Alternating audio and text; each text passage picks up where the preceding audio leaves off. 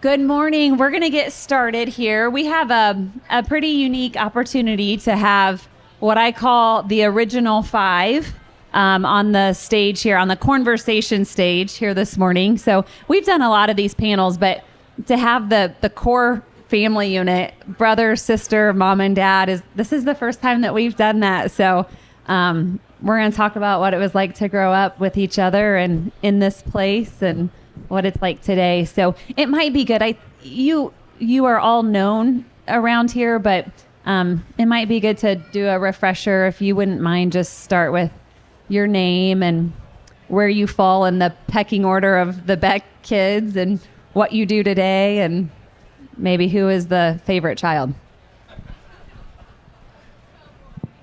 Am I starting? Is this on? I think so. You might. Hello? There you go. So I'm Kim Marchand, and I am the only daughter, and I'm in the middle. So I have an older brother and a younger brother.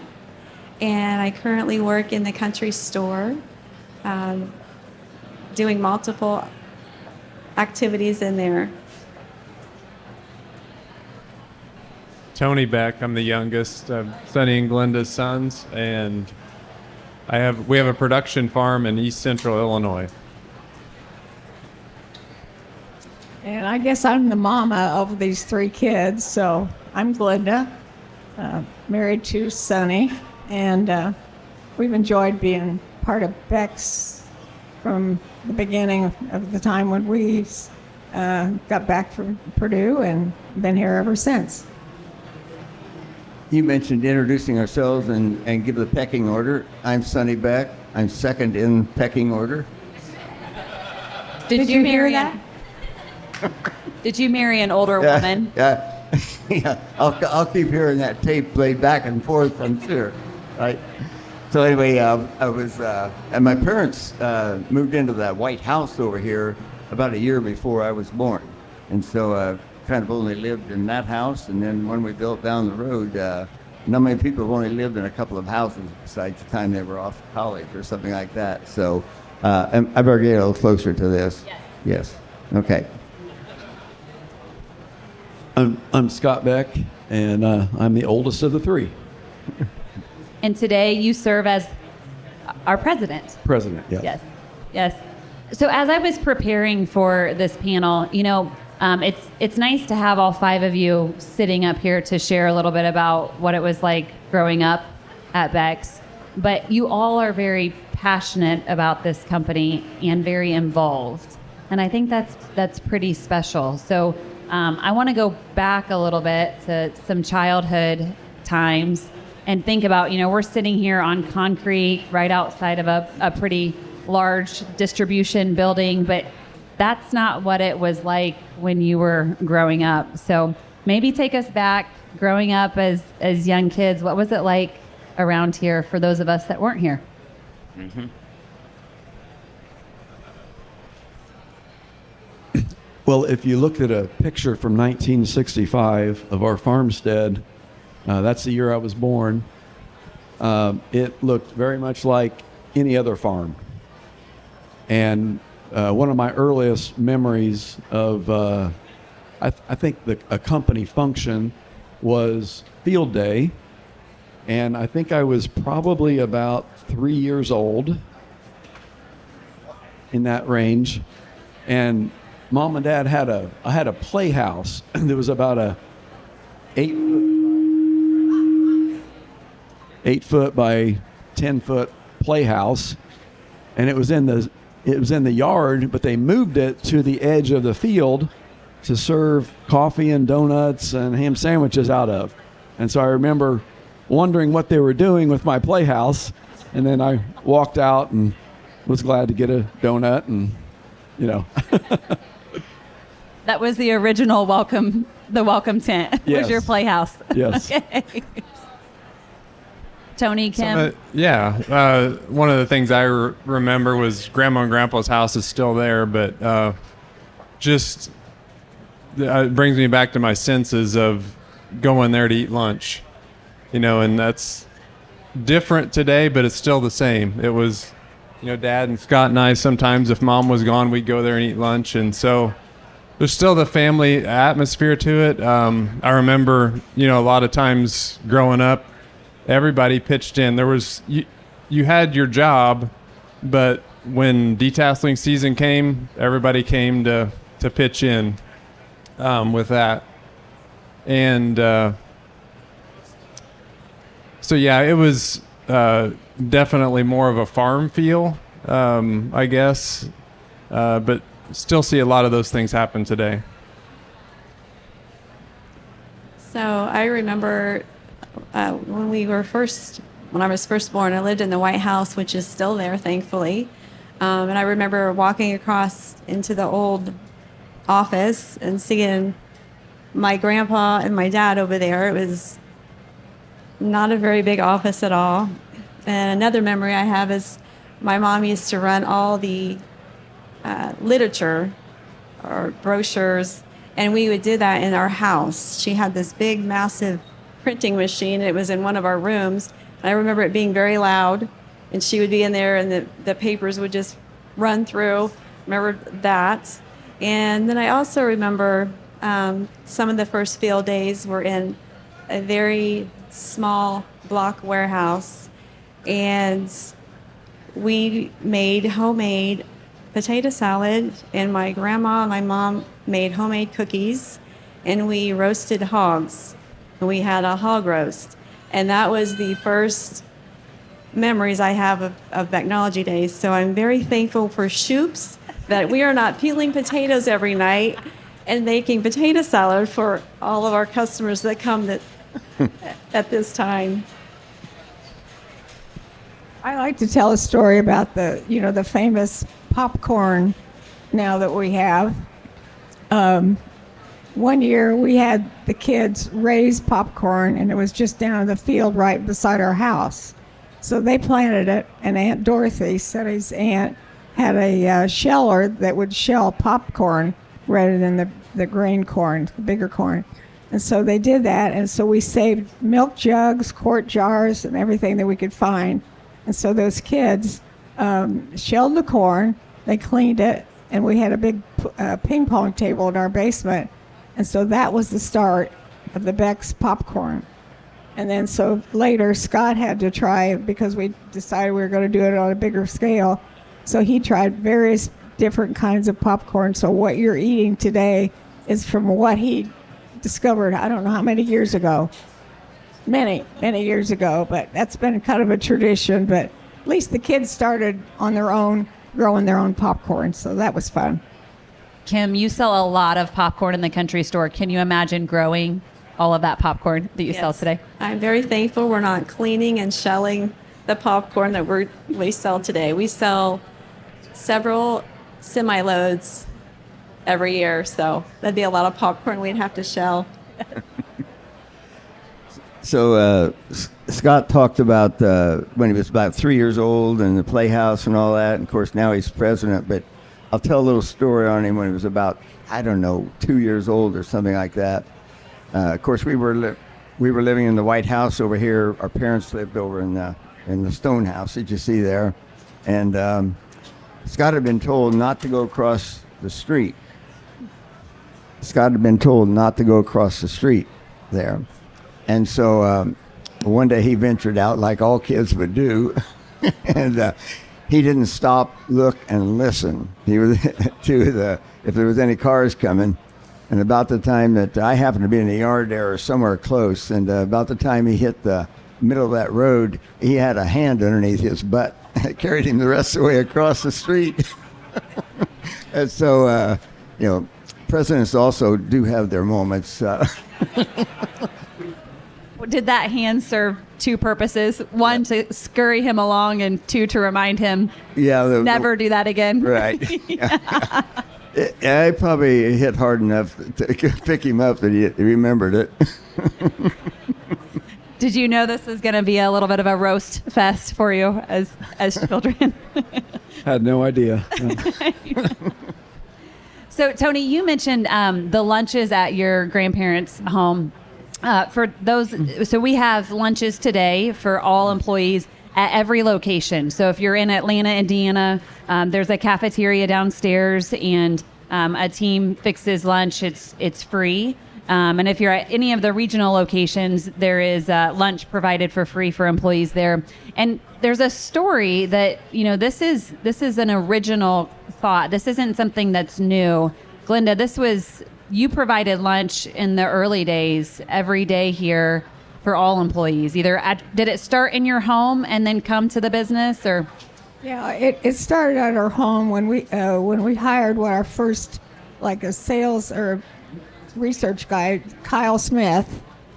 Kyle had come from another company where they provided food for more people. So he would tell me, he says, well, we got to have food for these people. So, often I'd fix lunch at our home down the road, and he would bring people down. I might get a call at 10 o'clock and said, I'm bringing in 2 or 3 people. Can you fix lunch for us? So we knew we had to do something a little bit different, because I couldn't be on call every day for that. I had another life too, And so we ended up putting, a small cafeteria in what we call the old office. It was like a galley kitchen. And so I would fix food in that office, which staff could have, and if anybody else came in. So then, of course, when we built the new facility, a full-time cafeteria was built, and I tell you, they put out good food. We have a great team that does that. And the neat thing about it, because we're out here in the country, there aren't that many restaurants. But the thing about it, having that cafeteria for our employees gives an opportunity for lots of fellowship with them, and they have a lot of connection time together, meet new people, and we always like it. I think Scott had a thing one time when he was telling people, let's try to sit and eat with somebody other than in your department. Like, stretch out and just find out what other people are doing. So I don't know if that worked too much. I don't. What do you think? We called it Mix It Up Monday, and we ask employees right, Mix It Up Monday. Yeah, we ask employees to find someone they didn't know to sit beside for lunch. Yeah. It worked with some, it didn't work with others. Right. So. And downstairs in the cafeteria, we feed probably around 400 or so every day. I mean, it ebbs and flows a little bit, but with over 1,000 employees, most of those are at a location. That's how many people get fed. And any guests, so if you're around picking up seed or stopping in, we'd love to have you for lunch sometime too. Bethany, that 400 sometimes amounts to 25 or up to 75 people that are working in the fields during harvest and detasseling and all those kinds of times. So that number, we have a truck that carries out warm and cold food to all the people and all the various working on a tractor and so forth that might be out, 10, 15 miles from here. So everybody gets fed. Yes. Yeah, it's like a farm. So, when we think about Beck's, one of the cornerstones of the company is our desire to serve other people. And when we talk about the culture of Beck's, it really starts with this group of 5 right here. So I'm curious, Scott and Tony and Kim, when you think about modeling the way of serving other people, what did you see in your parents growing up that led you to the way you serve today, and then has really kind of set the foundation that the rest of us build upon here? Yeah, I think I first started to see it in Grandma and Grandpa, Francis and Pauline, and how Grandpa said that he didn't sell a bag of seed; he sold a stand of corn. So he wanted, it was more, he knew it was more encompassing than just providing the farmer something to put in the ground. And I saw my dad carry this along with his motto of helping farmers succeed. And one of the things I appreciate about Dad is he can take somebody and see the potential in them, and he always calls people up to a higher level. And I think that's really how he serves people. And so that's been an inspiration to me. Also, just the sheer generosity of his heart and Mom's heart. Mom's just always willing to help someone in need, provide assistance with whatever, food, running people around. So those have been from Grandma and Grandpa to my mom and dad have been really inspiring for me. I think the thing that I remember about France is they said that one year the crops were really, really bad and people just didn't have a good yield. So he offered free replant. And that's how I think it started. We don't sell you just a bag of seed, we sell you a stand of corn. So those two things, it was kind of like a marriage. They saw the need to help the farmer and they provided it. That's kind of, I think we hopefully to carry that on, not just sell you something, but provide you a stand, provide you, just more quality in your life, like relationships. That's what we see as with Beck's. It's about relationships. And I think we've been blessed so far to have lots of great relationships. And I'm so inspired to see these FFA leaders. And I tell you, I'm kind of excited to see more girls in FFA than guys. Used to, when he was in FFA, it was all guys. Yay, girls. Keep it up.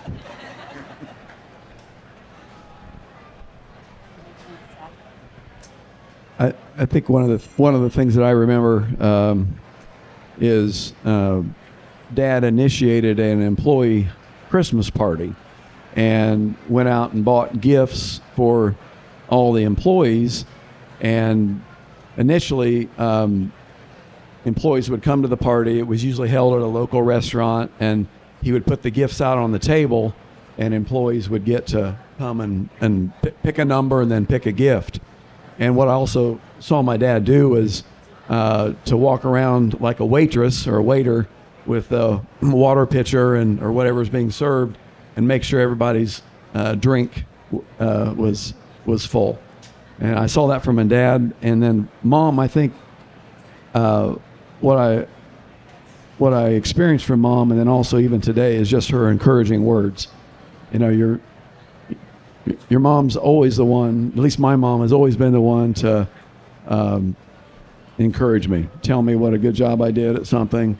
And so I know she serves others in that way too, with those encouraging words and words of life.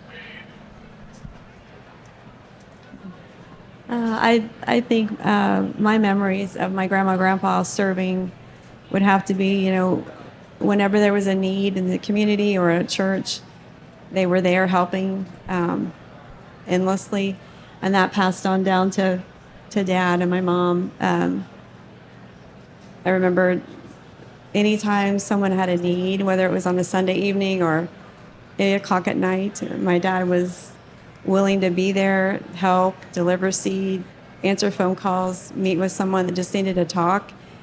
He has no office hours. They're 24 hours a day, 7 days a week. So that was something that, that has always stuck with me, to just always be available for people.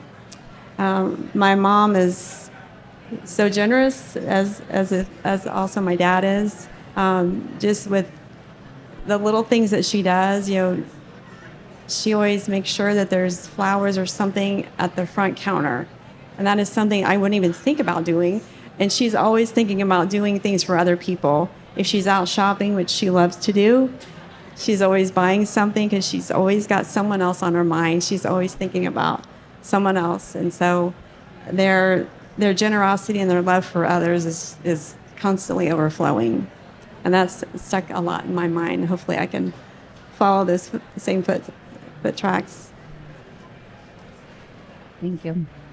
Tony, when I started 16 years ago, you had already made the decision to go to Illinois. So you mentioned the ranch in Illinois, and that was a pretty strategic decision for you in raising your family. So can you just share with us a little bit about why you made the decision to go to Illinois, and having been over there now for coming up probably on 2 decades, what is it like being outside of Atlanta and all that is here and being in Beck's?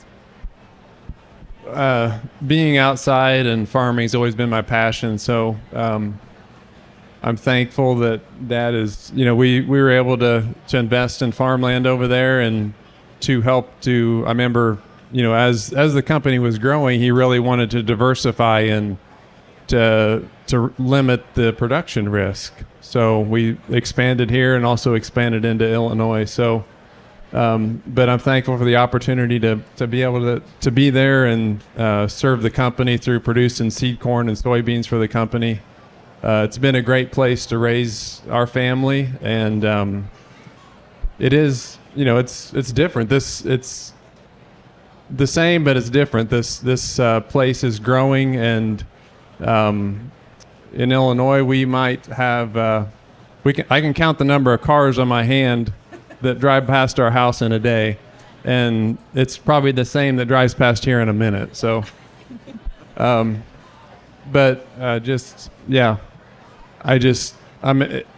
thankful to be able to be a base part of the company through the production process. So. And you just had a pretty big change. Your daughter and son-in-law, Hallie and Ethan, just came back full-time. They moved back. They were working here in Atlanta, and they just moved back, and then they're also working on the farm. So how is that transition going? Are they ready to come back here, or are you ready to kick them back here? Yeah. Everybody happy? Right. So we have 5 daughters. Our oldest is 25 and married to Ethan March, and so one of her desires, their desires, is to farm long term as well. So we've expanded to bring them back into the Beck Ranch facility there, and so they dove in July 1st. So we started detasseling on June 28th. So it was a welcome. They both ran the detasseling machines and did a very nice job this year. So. You needed them. Yes. Scott, your 3 boys are full-time here. And then Kim, your daughter and your son-in-law are also working here in Atlanta. So what does it feel like to have this next generation working right alongside you? Because in both situations, you have children working next to you here. Yeah. So for me, it was always a desire that our kids would want to come back and work here, but I didn't know if they would. Growing up in junior high and high school, each of them had some other interests that I thought might be their long-term direction. So when they got through college, Corey was really the one that already had a plan to go coach football at Duke. The other 2 boys really were ready to come back, and there were some difficult conversations because they wanted to come back right away, and we had multiple conversations about how we wanted them to be here, and we thought it would be in their best interest to work somewhere else to get that experience for themselves and for the company as they came back. So they would learn things about themselves, and they would learn things about another company that would help them as they came back to understand what they like and what they didn't like. So the fact that they've all wanted to come back after being out is just a huge blessing in my life. And I'm thankful that they're each different. They've got different passions and interests, and we've got employees that want to help them succeed in their different roles. So our daughter Emily is helping. She's been at a couple different departments, but she has landed back at the country store. She started in the country store part-time, then she went to research, then she went to CR, and now she's back at the country store, and she's been a huge help. She's the one that does a lot of our traveling and takes this store on the road. So from June, July, and August, she was on the road a lot with that. And a bonus thing is that her husband also enjoys selling. And so he was able to go with her on the road also with the store. And so they both enjoy that. She also has a side business that she does. She has her own boutique. And so selling things kind of is in her blood. So he also helps her with that on the weekends. So they stay very busy, but very blessed to have her working beside me in the store.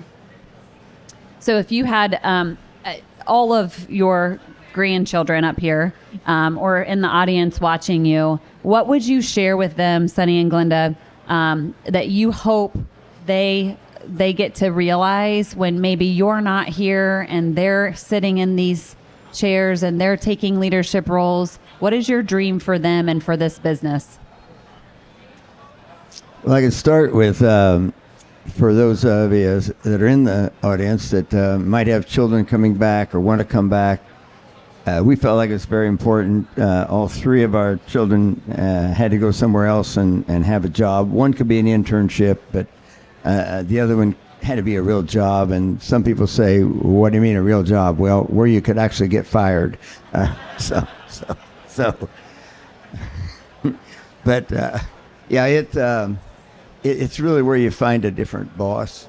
So that if you don't, and another one of the kids has said, well, how do I know you that 2 years is enough or 5 years is enough or whatever? And kind of the answer is, well, whenever you learn that your dad and your grandpa aren't the worst bosses in the world.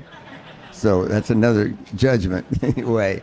So I think that's important for the future.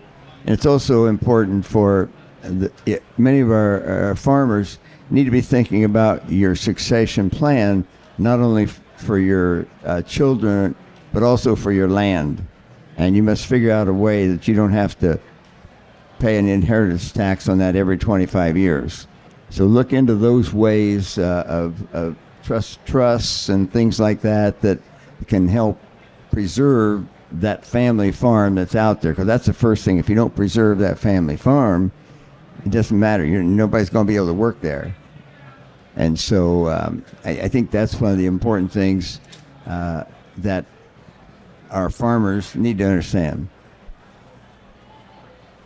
I love this story to be able to tell about Tony. He graduated from Purdue like on a Sunday, and on a Monday he got his car all packed up and went out, I think it was Colorado, to work on a dude ranch. And he knew a little bit about horses. In fact, he was in a horseman club, I think, at Purdue. But when he got there, we had said, well, maybe we'll go visit him later in the summer. So we did. And when we got to the ranch and met the man that owned it and ran it, he met us and he came up to us a couple days later and he said, I want to talk to you and you two, the parents, before you go home, but don't tell Tony. I'm going to talk to you. We thought, oh my gosh, what did he do? So we talked to him, and the guy said, I want to tell you, I've had a lot of kids working here for me, but nobody has worked as hard and sees things to do as your son. You've done a good job. So from that, we got back, and Tony told us, well, what I learned is Grandpa Beck, Francis, he was a saint to work for in contrast to the guy I worked for out there. So he learned there's somebody worse to work for than your grandpa. And I think that runs true with all of your kids. Any given weekend, any one of you are in here working, and most days Kim is in here early and late, and Scott's vehicle is usually out front all the time. So that work ethic is something that is not only inherited, but was modeled by the two of you and runs pretty deep in your family. So we're coming up on the end of our time, but I have two questions. And one is, Glendia and I were standing out here right before this panel started, and a gentleman came up and he said, Glendia, my wife really wants to meet you. She watches all sorts of videos and social media content on Beck's, and you are her favorite person. So Glendia, how does it feel to be the most popular Beck family member? Just expected? As a surprise. Look, I'm an ordinary person. I pass gas just like the rest of you.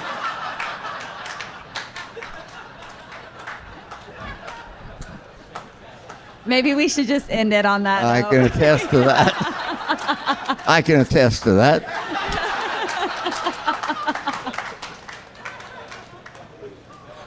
We are no different from anybody else. I have to clean up after him.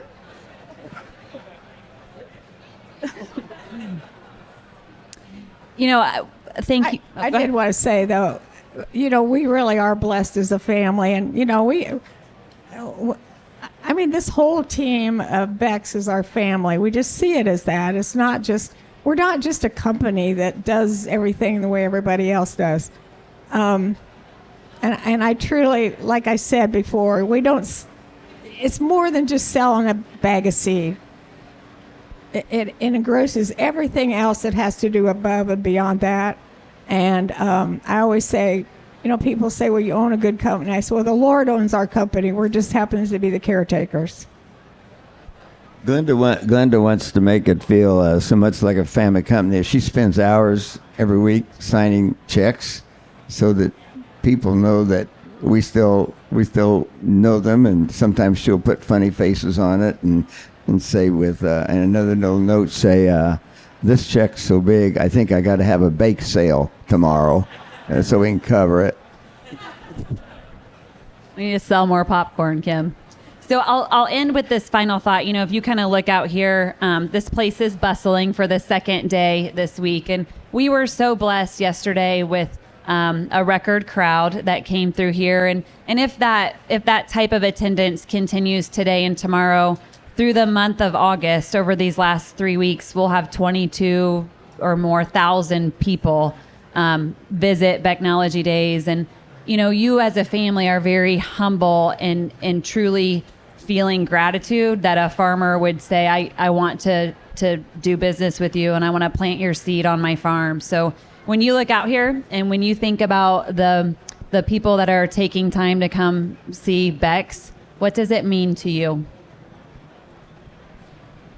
Many times people will say, Sonny, did you ever dream it would be this big or whatever? And my answer is, I just knew that we needed to be better every year. And my dad would say, we're about time to level it off a little bit. And I said, no, I got to be 10% better. I got to be able to do my job 10% better. And in reality, that is all everybody of our employees have done. It's just that we've been here so many years that 10% per year, it is. That's all the growth is 10% per year. If you hear Corey's talk over there, you'll hear it. And so it's not a big deal. It's kind of like the frog in the water, or in the boiling water, it just heats up a little bit, and you don't even know that you're getting killed by the hot water. But that's what the growth is. We just plan to be a little bit better every year. And fortunately, we've been given the opportunity to do that. So it's not as big a deal as what people might think. All of you can do 10% more, can't you? No big deal.